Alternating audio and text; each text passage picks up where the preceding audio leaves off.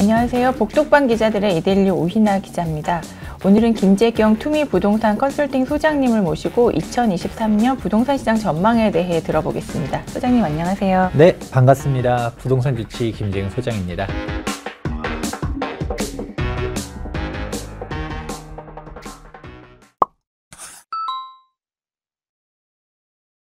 소장님, 2022년은 다사다난했던 한 해였잖아요. 부동산 시장에 대해서 지난 한 해 어땠는지 한 말씀 부탁드립니다. 정말 2022년도 부동산 시장은 예측 불허였다라고 생각합니다. 사실 어떻게 따지면 저도 비판받는 것 중 하나가 2022년도도 올라갈 거라고 전망을 했었단 말이죠. 그랬는데 사실 이 상황이 왔는데 2023년도 전망의 핵심 키워드 중 하나는 결국은 금리라고 볼 수 있을 것 같아요. 우리가 일반적으로 금리랑 부동산 시장은 연관선상이 없다라고 보는 게 맞지만 이제 통계적으로 유의미한 거를 찾기가 어렵고 오히려 대한민국이라든지 미국이라든지 살펴보게 되면 오히려 금리 올라갈 때 부동산 가격이 올라가는 그런 상관관계들을 볼 수가 있거든요. 근데 이제 지금 같은 경우는 조금 다른 거가 미국이 금리를 올리기 시작해서 우리나라도 어쩔 수 없이 끌려서 올라가는데 사실 미국이 그 금리를 올리는 것도 핵심으로 정리해 보자면 너무 빨리 너무 많이 올렸다라고 볼 수 있죠. 즉 경제 주체들이 적응할 시간도 없이 올려나가다 보니까 뭐 부동산뿐만 아니라 금융시장 먼저 충격이 왔잖아요. 채권 시장도 그렇고 그렇게 오다 보니 자산시장 전반적인 충격으로 갔다가 움직였었고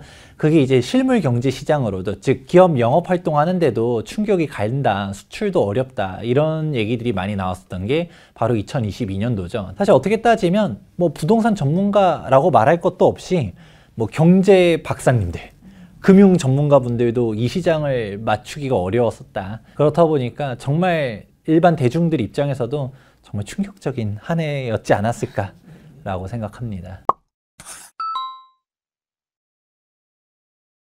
네, 정부에서 2023년 경제정책 방향에 대해 발표했는데 유의미한 부분이 있을까요? 그렇죠. 이제 지금 그렇다 보니까 미국발 금리 인상으로 갔다가 지금 현재 부동산 시장들이 정말 찬바람이 불고 있는데 그렇다 보니 이런 냉각된 부동산 시장의 훈풍을 불어넣기 위해서 정부가 이제 부동산 대책이 나왔습니다. 사실은 이건 부동산 대책이라기보다는 종합 경제 정책이라고 보는 게 좋겠지만 근데 부동산만 따로 떼어서 본다 하더라도 이 하나의 부동산 대책 그동안 나왔었던 현 정권의 대책보다도 정말 많은 사항이 포함될 정도로 유의미한 사항들이 많거든요. 그래서 우선은 먼저 정리해 드리는 게 사실 2023년도를 전망하기 위해서는 앞서 설명했었던 것처럼 사실 이게 미국의 금리가 어떻게 되냐를 보는 게 가장 중요한 키포인트 중 하나지만 이제 국내 요인으로 놓고 봤었을 때도 규제라든지 워낙 지금 현 시장이 냉각되는데 더 옥죄게 만드는 규제들이 있었는데 그 규제들이 대폭 완화했다라고 볼 수 있습니다. 그래서 하나씩 보도록 하면 가장 눈에 띄는 거는 양도세 중과 유예 기간을 연장하겠다.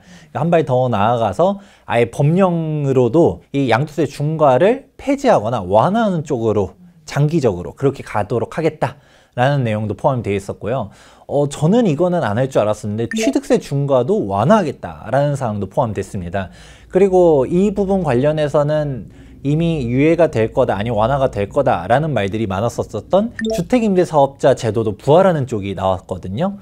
그리고 뭐 좀 더 나아갔을 때는 지금 규제 지역을 보다 추가적으로 완화하겠다. 그리고 양도소득세에 대해서 단기 양도세율 같은 경우도 분양권과 입주권에 대해서 완화하는 부분이라든지 그리고 과도한 실입주 위주의 정책이나 전매금지 부분들도 계속적으로 2023년도 상반기에 추가 완화하는 안을 발표하겠다. 그리고 재건축 관련해서도 이미 일전에 발표했었던 사항들 2차 안전진단 사실상 백지화시키는 방안이라든지 이런 부분을 한 번 더 명시하는 등 각종 부동산에 대한 내용들이 많은데 지금 언급한 것만 한다 하더라도 굵직굵직한 사항들이 정말 많아요.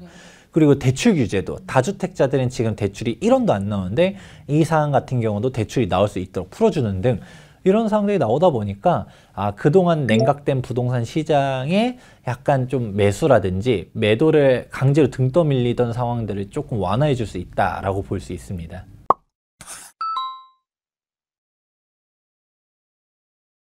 규제 지역 추가 해제 같은 경우는 지난번에 소장님께서 이제 수혜 지역 같은 경우 말씀 주셨잖아요. 그럼 뭐 수혜 예상 지역이라든가 이런 부분들도 있을까요?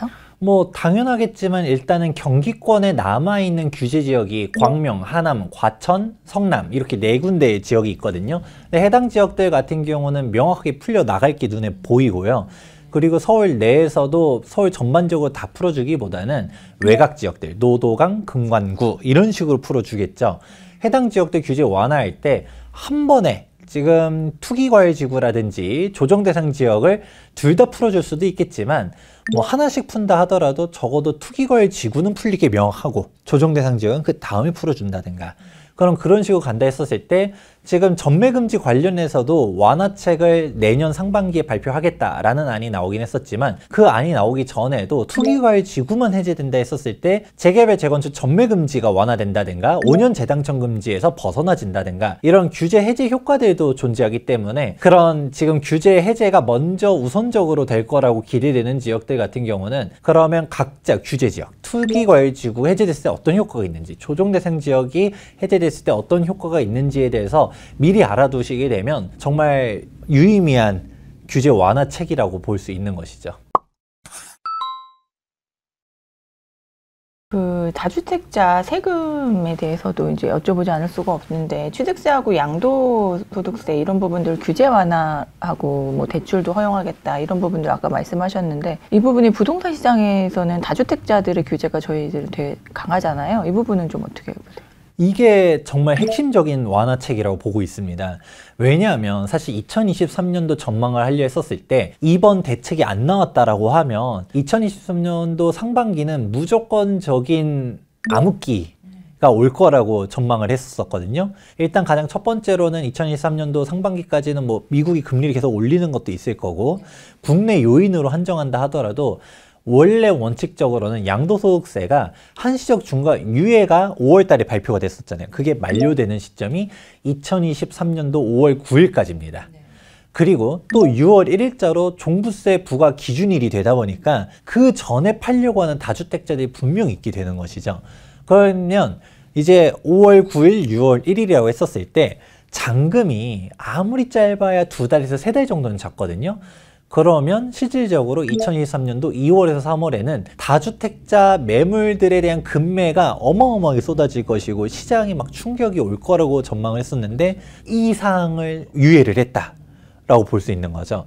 아무래도 다주택자 입장에서는 그동안 다주택을 유지했었던 이유들이 첫 번째로는 뭐 팔고 싶어도 양도세가 너무 높아서 못 파는 부분, 두 번째로는 버티기도 어려운 게 종부세 때문에 못 버텼는데 이게 종부세 같은 경우도 국회에서 나오긴 나왔잖아요. 이번에 서로 뭐 합의해가지고 일단은 6억 공제를 9억 공제로 높이고 11억 공제를 12억 공제로 높이고 그런 부분에서는 합의를 했지만 이제 가장 핵심이었었던 다주택자 중과를 아예 폐지하는 거는 합의가 도출되지 못하고 2주택자만 중과를 없애고 3주택자 이상은 중과세가 그대로 적용이 되는 겁니다. 그렇게 되다 보니까 이번 12월 달에 종부세 마저 보신 분들 중에서 몇 천만 원에서 심하면 억 단위로 종부세 내는 사람들도 있거든요.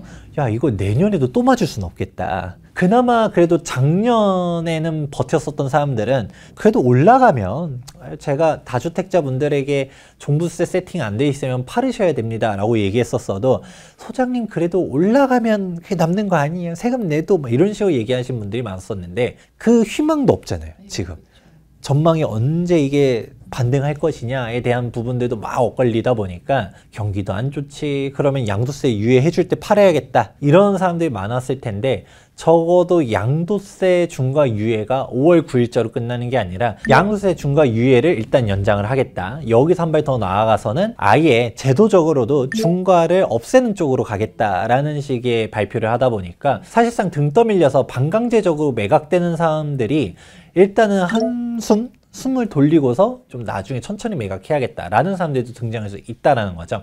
물론 종부세 때문에 매각하는 사람들은 분명 존재할 수 있겠지만 그 부분 중에 가장 큰 축 중 하나였던 양도세는 일단은 한숨 돌렸다가 첫 번째. 그리고 저는 취득세 중과를 완화하겠다는 게 정말 크다라고 보고 있습니다. 왜냐하면 규제는 보통은 거는 순서대로 또 역시 풀리게 됩니다. 한번 복기를 해보도록 하자면 2017년도 파리 부동산 대책에서 양도세 중과가 발표가 되었었고요. 2018년도 9.13 부동산 대책에서 종합부동산세가, 그리고 2020년도 7.10 부동산 대책에서 취득세 중과가 발표가 되었었죠. 이제 논리 흐름은 이렇습니다. 아무래도 다주택자들이 초과이익 얻는 게 너무 싫다라고 보다 보니까 이걸 막기 위해서 양도세 중과가 먼저 발표가 된 건데, 그런 다주택자 입장에서는 팔아도 남는 게 없잖아요. 그렇다 보니까 안 팔지 뭐 하면서 버티기로 가버리니까 못 버티게 하려고 종부세를 발표를 한 거고, 그런데 이런 규제가 있음에도 불구하고 사는 사람들이 있다는 거죠. 그래서 맨 마지막에 취득세 규제를 한 거였는데, 근데 앞에 있었던 양도세라든지 종부세 같은 경우는 아무래도 이미 다주택인 사람들이 너무 힘들다 뭐다 곡소리 나오다 보니까 유예를 좀 더 해준다든가 완화를 해줄 수는 있어요. 근데 취득세 규제는 풀기가 쉽지 않은 것 중 하나가, 이건 대놓고 다주택자 되라는 해석이 될 수밖에 없잖아요. 그러다 보니까 정부라든지 정치권 입장에서는 해당 규제를 완화하기 쉽지 않은 상황인데, 저는 해당 취득세 규제는 정말 2023년도 돼서 곡소리 나와야 그때 완화책이 나오지 않을까라고 예상했는데, 해당 사항은 생각보다 파격적으로 대책이 나왔다라고 볼 수 있는 것입니다. 왜냐하면 사실 이게 정말 유의미한 대책이라고 볼 수 있는 게, 아무리 이런 유예를 좀 더 연장해 준다든가 종부세 완화해 준다든가 한다 하더라도, 그러니까 있는 사람들이 조금 더 숨통을 돌리게 하는 것 정도지, 지금 거래 절벽이잖아요. 거래가 되려고 하면 누군가가 사줘야 되는데, 지금 현재 규제 상황은 그냥 무주택자가 1주택자 되는 것밖에 없고 다주택자가 될 수는 없는 길이잖아요. 근데 무주택자 입장에서는 지금까지 못 샀는데 지금 경기가 더 안 좋아진대 라고 하다 보니까 살 생각을 안 하고 있고, 그런 상황 속에서 이 시장의 급매들을 소화해 줄 수 있는 거는 다주택자들인 건데, 이 다주택자들이 매수할 수 있도록, 즉 시장이 돌아갈 수 있도록 물꼬를 트여줬다라고 평할 수 있는 것입니다. 그런데 그 취득세 그 부분은 국회에서 합의를 해야 되잖아요. 네, 정확합니다. 법령 같은 경우는 국회에서 통과를 해야 되는 사항이거든요. 그렇다 보니까 아무래도 그냥 국회에서 붙잡고 있다 보면 쉽지 않을 거예요. 그래서 대책 내용도 보면 어떤 식으로 하겠다가 아니라 완화하겠다라고는 했지만 구체적인 안까지는 어려운 거가 아무래도 국회 합의가 돼야 되다 보니까, 일단 취득세 규제도 풀겠다라고 선언적인 의미로 발표했다라고 먼저 볼 수 있는 것인데, 근데 이거 다 하더라도 저는 유의미하다고 보고 있습니다. 왜냐하면 2022년도 7월 달에 2022년도 세제 개편안이 발표되었었거든요. 그때 가장 큰 이슈 중 하나가 종합부동산세 중과를 폐지하겠다라는 발표가 있었어요. 근데 앞서서 어떤 식으로 합의가 됐는지는 얘기하지 않았습니까?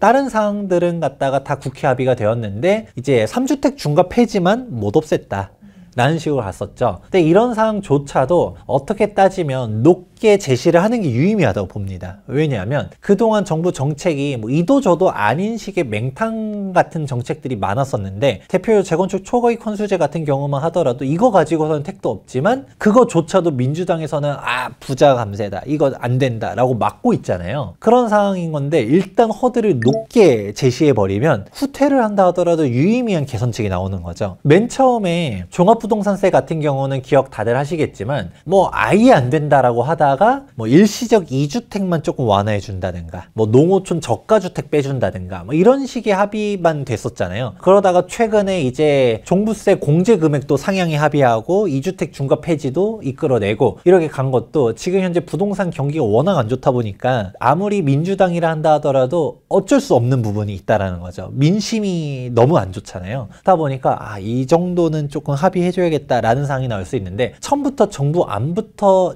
얕게 설정해 놓고 거기서 후퇴하는 거랑 일단 파격적으로 높게 제시해 놓고서 후퇴하는 거는 다르다는 거죠. 처음부터 너무 낮게, 예를 들어서 재건축 초과이익 환수제 같은 경우다, 이거대로 통과돼도 이건 택도 없다, 정부 뭐 하는 거냐 라는 비판이 오게 되는데, 정부는 파격적으로 제시를 했어요. 정부는 비판의 화살을 피하고, 이 민주당 때문에 안 되는 거다 라는 프레임이 씌워지게 되면 아무래도 민주당 입장에서는 부담된다라는 거죠. 그렇다 보니까 약간 통과를 시켜줘도 어느 정도 합의하에 가질 수 있다 보니까, 차라리 정부가 그동안은 너무 시장의 간을 보면서 움직이다가 지금 너무 거래 절벽이 심각하고 경기 상황이 안 좋다 보니까 파격적인 제안을 했다. 그리고 이게 국회 통과까지도 끝까지 보긴 해야겠지만, 그래도 지금 시장 상황에서 이런 식으로 전환을 한 것 자체가 유의미하다라고 보고 있습니다.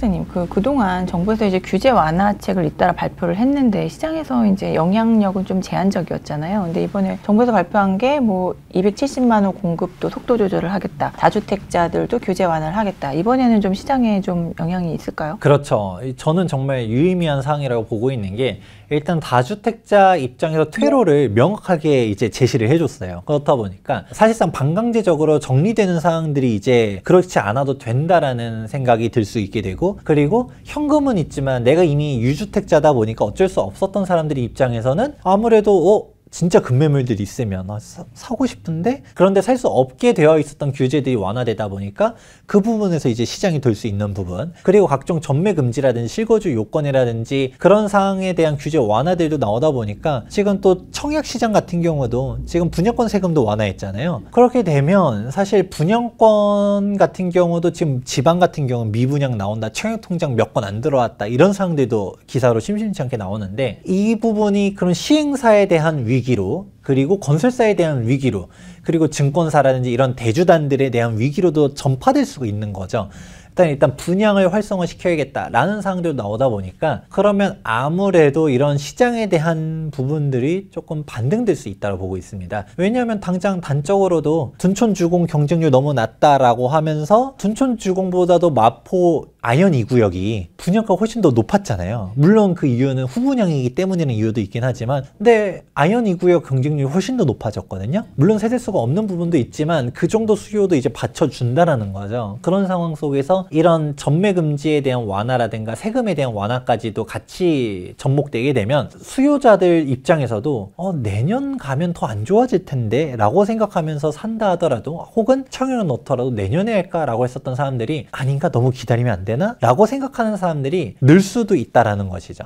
즉 지금 거래가 아예 절벽이 된 거가 심리가 완벽하게 무너졌기 때문인데, 이 심리의 불씨를 되살릴 수 있는 유의미한 정책이다 라고 보고 있습니다. 물론 한계는 있긴 합니다. 이 장이 온 거가 정책 때문이라기보다는 이제 미국 금리 요건이 정말 컸기 때문인데, 이게 하반기에는 어떻게 될 것이냐도 추후 지켜보긴 해야 되고, 상반기 약세장이 될 거라는 건 보여지긴 하지만 지금 현재 시점에서 봤었을 때 약세장이 어마어마하게 셀 거라고 봤었는데 그게 약간 조금 완화될 가능성은 있다. 즉 시장의 경착륙을 유도하는 정책이다 라고 볼 수 있겠습니다. 네, 소장님 오늘 말씀 감사합니다. 지금까지 복독방 기자들의 이데일리 오희나 기자였습니다.